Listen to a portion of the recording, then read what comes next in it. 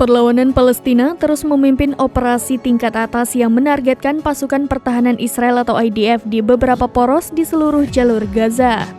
Serangan ini kembali menyebabkan tewasnya tentara Israel. Pada Minggu 25 Februari 2024, juru bicara pasukan pendudukan Israel mengakui bahwa 3 tentara Israel tambahan telah terbunuh di jalur Gaza.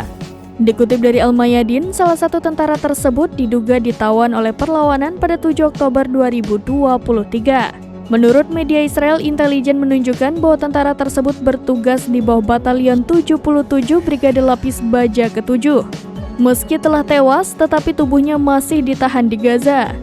Selain itu, seorang tentara yang bertugas di bawah Brigade Givati juga tewas dalam konfrontasi dengan perlawanan Palestina di jalur Gaza Utara. Ditambah satu lagi prajurit Brigade Givati yang tewas, serta seorang perwira dan 2 prajurit yang terluka parah dalam pertempuran yang terjadi pada Sabtu 24 Februari.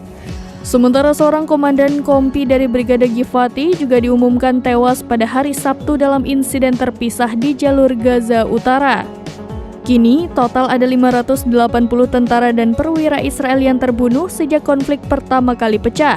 Sementara militer Israel mengakui beberapa kerugiannya di jalur Gaza. Operasi berburu bebek yang dilakukan Brigade Al-Mujahidin bersama rekan-rekan mereka di Brigade Al-Quds Jihad Islam Palestina berhasil membuahkan hasil.